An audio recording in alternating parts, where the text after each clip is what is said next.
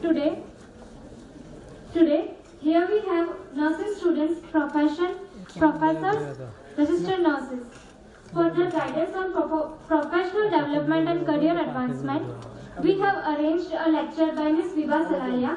Please put your hands together to welcome Ms. Vibha Salalia, in charge nursing brigade, Hospital for Mental Health, Ahmedabad. She has done her Masters of Science in Counseling and Family Therapy, PG certificate in Quality Management, Accreditation of Healthcare Organization. She has International Diploma in Mental Health, Human Rights and Law, Post-Basic BSc Nursing, Post-Basic Diploma in Psychiatric and Mental Health Nursing, Certificate course in Clinical Research for Nursing and RN. Her achievements, I feel very proud to say that she has been awarded with the National Florence Nightingale Award in the year by the President of India, Mr. Pranab Mukherjee. She is an active member in the State Mental Health Authority since 2022, working as a state training coordinator in National Mental Health Program, contributions in Gujarat Digital Academy for Mental Health, NABH assessor and core committee member of the Developing Improvement. Ma'am, I would like to request the commencement of lecture.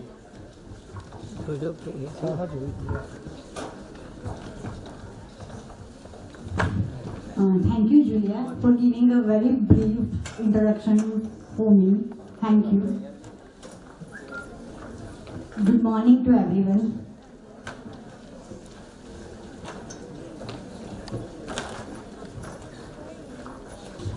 જે બધા ડિગ્નિટરીઝ છે, chief guest છે, doctor Nitin sir and જીપ્સના આખા જે team members છે બધા, એમના હું થેન્ક યુ વેરી મચ કરવા માંગીશ, કારણ કે who has given the opportunity to speak something about the mental health in front of my ડિયરેસ્ટ nursing staff. So thank you very much.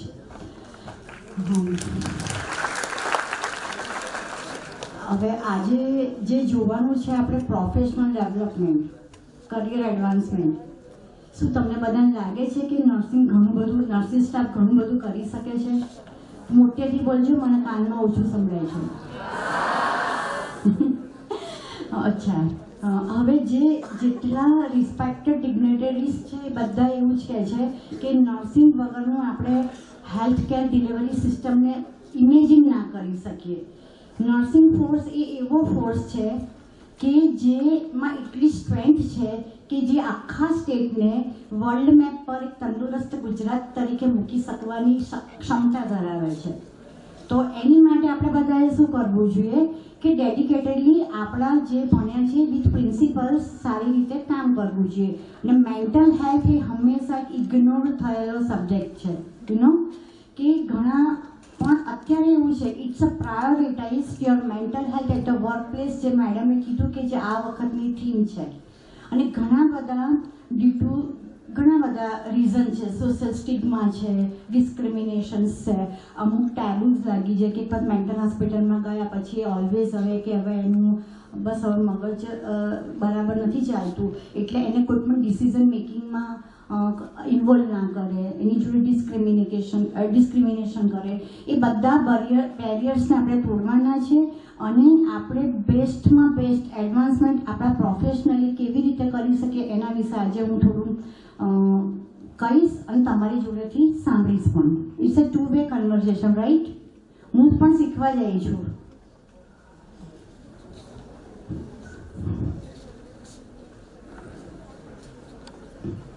અચ્છા, પ્રોફેશનલ ડેવલપમેન્ટ એટલે શું? આપણે રજિસ્ટર્ડ નર્સ થયા, GNM કર્યું, બરાબર? પછી ઘણી વખત આપણે પોસ્ટ બેઝિક પણ કરીએ છીએ, પોસ્ટ બેઝિક BSc પણ કરીએ છીએ. કેમ? આપણે નર્સિંગ કેર તો GNM કરીશું તો પણ પેશન્ટને નર્સિંગ કેર તો સારી આપી જ શકવાના છીએ, પણ કેમ એમાં એડવાન્સમેન્ટ કરવાની જરૂર પડે છે?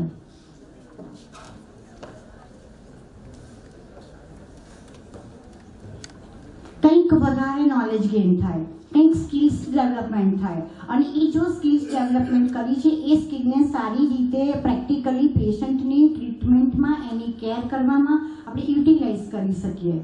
એજ્યુકેશન વગર તો આપણે એ બધી સ્કિલને મગજમાં ઇક્વિપ નહીં કરી શકીએ ને.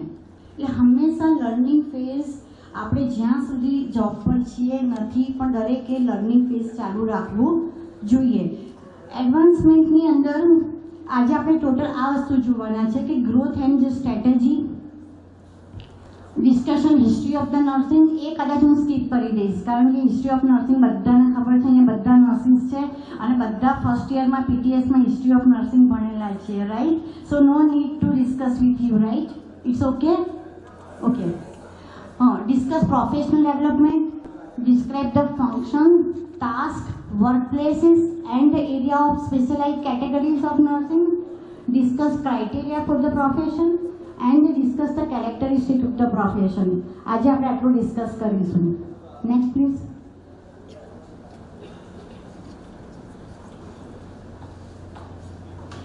નર્સિંગ પ્રોફેશન શું છે? બહુ ઇન શોર્ટમાં આપણે કહીએ કે નર્સિંગ પ્રોફેશન એક એવો પ્રોફેશન છે કે પેશન્ટની એ કેર કરે છે, એના વુન્ડને હીલ કરે છે, એના મેન્ટલ વેલબિંગને હીલ કરે છે અને ક્વોલિટી સાથે સાયન્ટિફિકલી એને જે કેર કરીને એને જે રિકવર કરીને એક સારા કોમ્યુનિટીમાં મૂકી છે, આ નર્સિંગ સ્ટાફ છે, રાઈટ?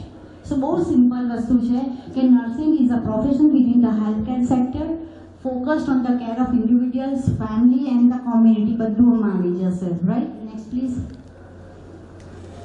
હિસ્ટ્રી સ્કીપ કરી દો.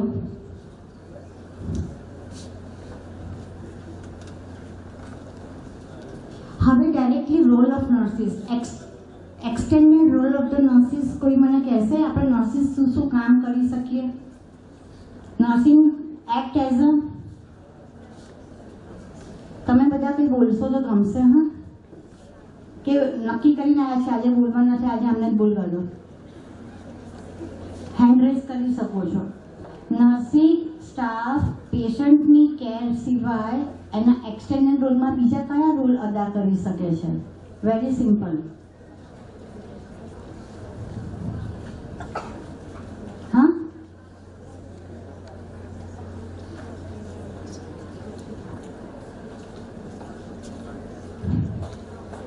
Counsellor, work as a counsellor.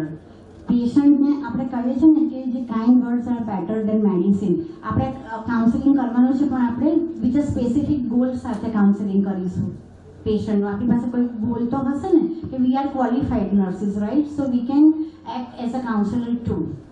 Thank you.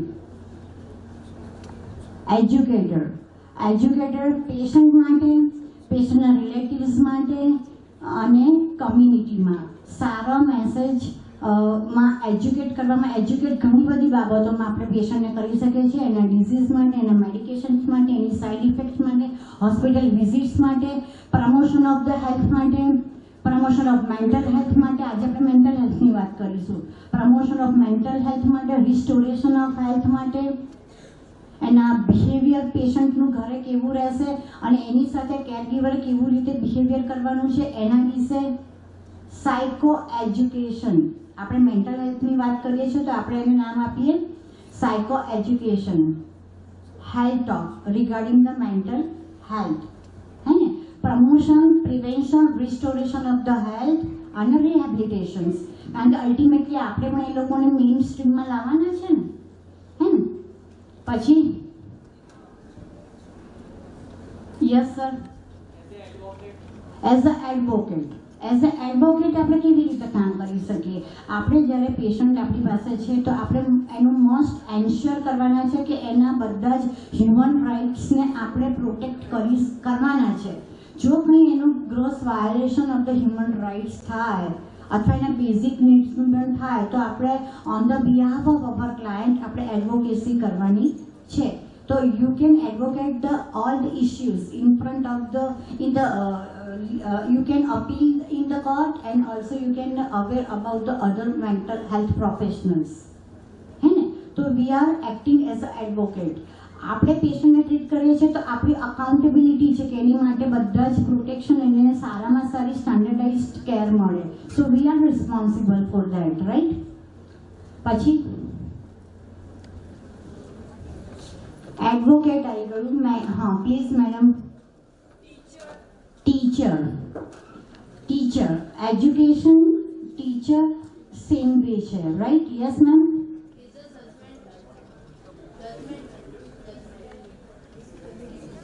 decision maker on the behalf of the client. હા, હવે જો મેન્ટલ હેલ્થની આપણે જ્યારે વાત કરીએ છીએ ને, તો અત્યારે જે નવો મેન્ટલ હેલ્થ કેર એક્ટ આવી ગયો છે, એમાં નોમિનેટિવ, રિપ્રેઝેન્ટેટિવ અને એડવાન્સ ડિરેક્ટિવ બે વસ્તુ નવું આવ્યું છે. એડવાન્સ ડિરેક્ટિવ, હા, આપણા ગુજરાતની અંદર એ બહુ જલ્દી હવે ઇમ્પ્લિમેન્ટ થવા જરૂરી છે, ઇન ધ પાઇપલાઇનમાં છે. તો એની અંદર જો એ લોકોએ આપણને નોમિનેટિવ, રિપ્રેઝેન્ટેટિવ તરીકે જો લીગલી ડોક્યુમેન્ટ બનાવ્યું છે, તો શ્યોર એન્ડ શ્યોર એ જે વ્યક્તિનું નોમિનેશન છે એ વ્યક્તિ એના બિહાફમાં ડિસિઝન લઈ શકે છે. રાઈટ? Next please.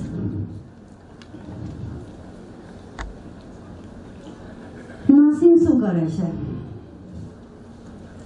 હે, આપણે બધા કરીએ છીએ, right? Ensure safe and effective nursing care આપીએ છીએ આપણે બધા. Yes, yes. Meet the needs of the પોપ્યુલેશનની નીડ એટલે આપણે પેશન્ટની નીડ. આપણી પાસે હોસ્પિટલમાં પેશન્ટ આવે છે, તો પેશન્ટની નીડ છે. દાખલા તરીકે આપણી પાસે સિવિયર મેન્ટલ ડિસઓર્ડરનું પેશન્ટ છે, તો એની નીડ છે એનું મેન્ટેન ધ પર્સનલ હાઇજીન. હે, થોટ ડિસ્ટર્બન્સ છે, એના હેલ્યુસિનેશન છે, ઇલ્યુઝન્સ, એના જ્યારે થોટ, તો આપણું એની સેફટી પ્રોવાઈડ કરવાનું કામ આપણું છે. રાઈટ? એના ન્યુટ્રિશન લેવલ, એનું હાઇડ્રેશન લેવલ, એનું સેલ્ફ હાઇજીન, એ બધા એના નીડ બેઝડ નર્સિંગ કેર સારી આપવાની છે.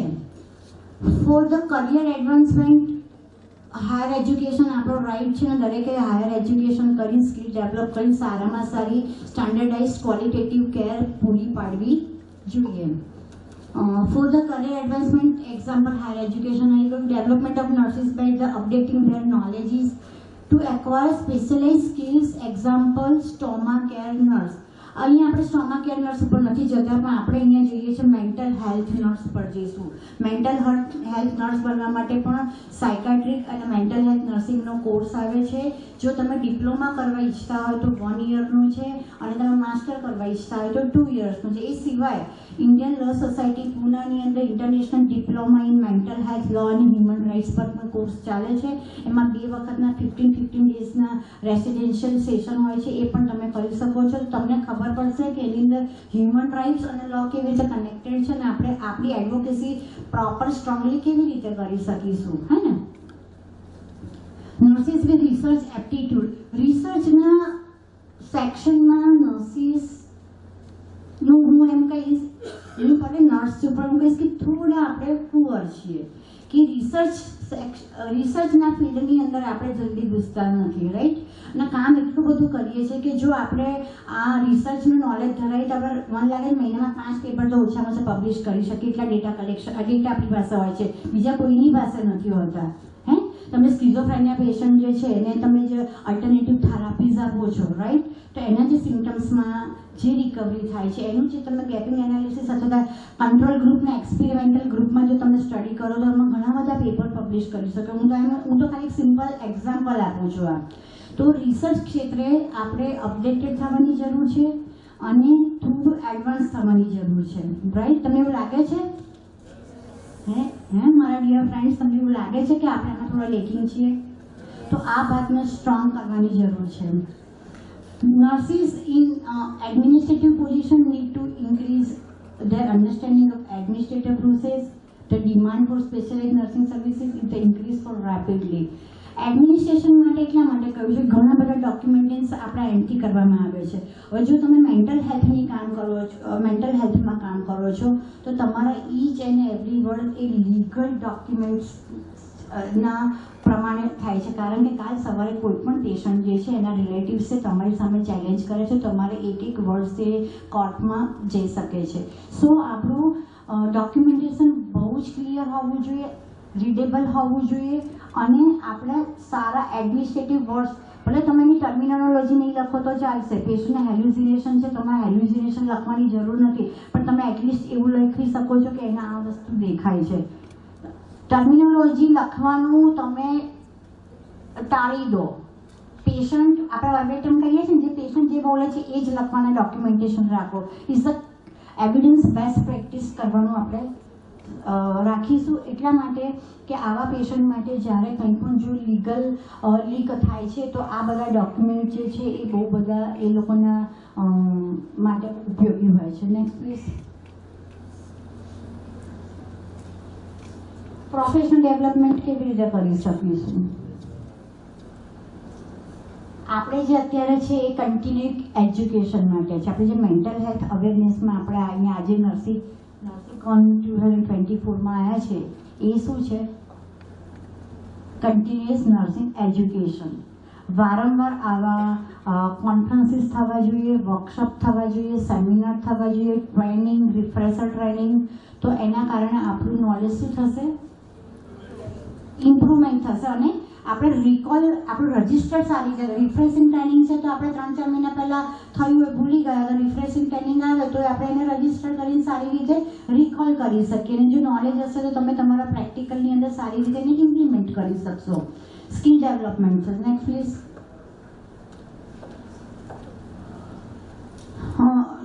કન્ટિન્યુઅસ એજ્યુકેશન માટે મારે તમને કંઈ આગળ કહેવાની જરૂર નથી. આગળ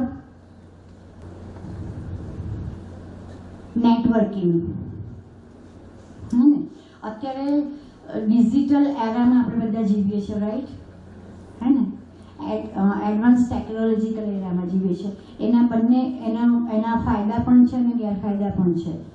તમે સોશિયલી કનેક્ટેડ રહો છો અલગ અલગ ગ્રુપ સાથે તો ડેફિનેટલી જો તમે એનો પોઝિટિવ યુઝ કરવાના છો તો તમારી સ્કિલમાં ડેફિનેટલી વધારો થવાનો છે. અત્યારે તમે સોશિયલ મીડિયા કેટલા બધા આવી ગયા છે? ઘણા બધા છે. પણ એ સારી રીતે એને યુટિલાઇઝ કરવામાં આવે તો. અધરવાઇઝ હમણાં અમે જોઈએ છે કે અમારી હોસ્પિટલની અંદર કોવિડ પછી ડિજિટલ એડિક્શનના કેસીસ, નંબર ઓફ કેસીસ બહુ જ વધી રહ્યા છે અને એ બધા પણ ટીનેજર. એ બહુ ખરાબ છે. એની અંદર બહુ બધા મેન્ટલ હેલ્થ ઇસ્યુઝ થવા માંડ્યા છે. ફેમિલીને પણ થાય છે અને એને પણ થાય છે. તો એઝ અ નર્સ જ્યારે તમારી પાસે આવું જ કોઈ ક્લાયન્ટ આવે છે તો એને ડિજિટલ ડિટોક્સિફિકેશન્સ માટેની ટેકનિક્સ, જો તમારે સોશિયલ મીડિયાનું યુઝ કરવું છે, નેટવર્કિંગનું યુઝ કરવો છે તો એવા ટોપિકમાં તમે સર્ફિંગ કરો કે જે તમારા ક્લાયન્ટને તમે કંઈક સારું નોલેજ ગેઇન કરીને આપી શકો. અત્યારે બહુ હોટમાં છે કે ડિજિટલ ડિટોક્સિફિકેશનના કારણે આપણું યુથ અત્યારે બહુ જ બરબાદ થઈ રહ્યું છે, હે ને? તો આપણે આપણા યુથને તો બચાવવું પડે, હે? કારણ કે એ આપણા દેશના ભવિષ્યના સૈનિકો છે. તો સર્ફિંગ, નેટવર્કિંગ તમે યુઝ કરો પણ આવી રીતે યુઝ કરો કે જે તમારા બેનિફિશિયલમાં પોતાની માટે પણ હોય અને તમે જે એજ્યુકેશન આપવાના છે એ માટે પણ હોય. Next please.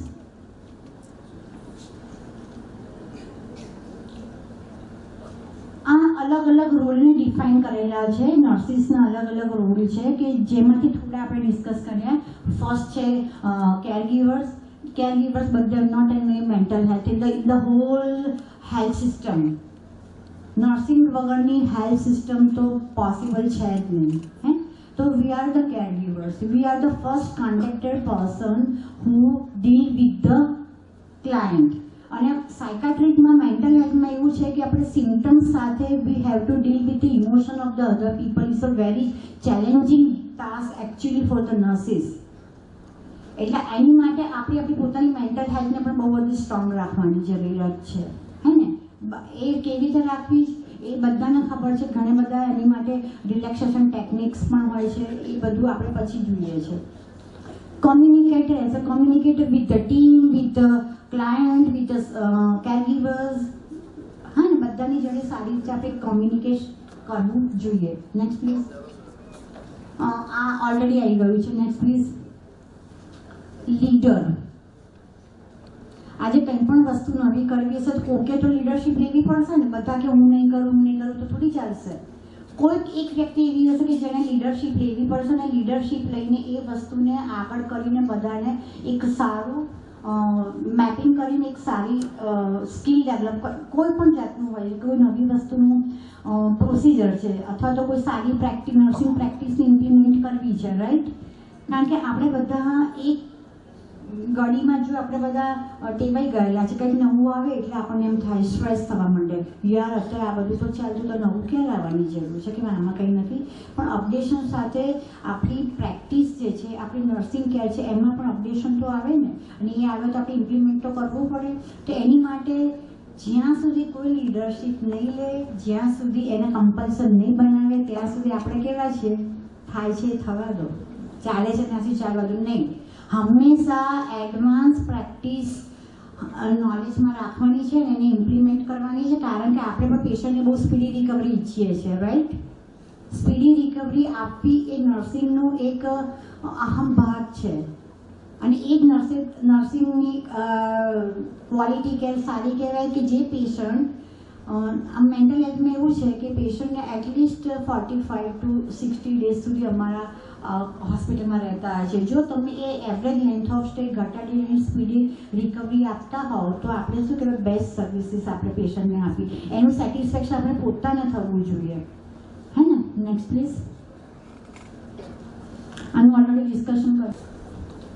ઓકે, તો આપણે આજે નર્સિંગના રોલ જોયા છે અને પ્રોફેશનલ ડેવલપમેન્ટ માટે આપણે શું જરૂર છે એ બધું જોયું છે.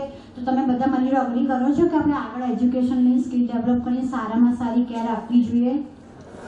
હા, agree?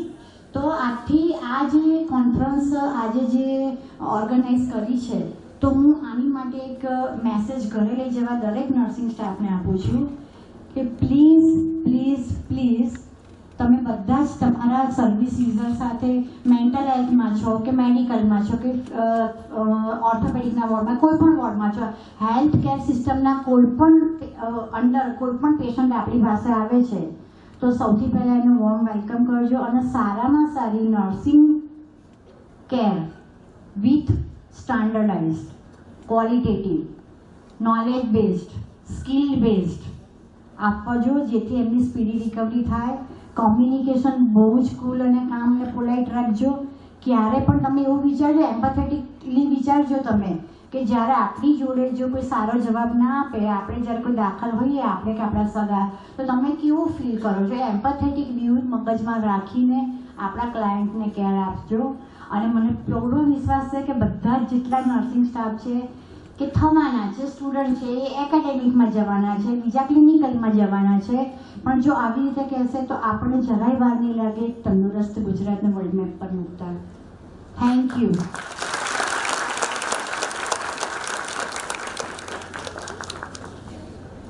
Thank you so much, ma'am. I'm sure the lecture has made impact of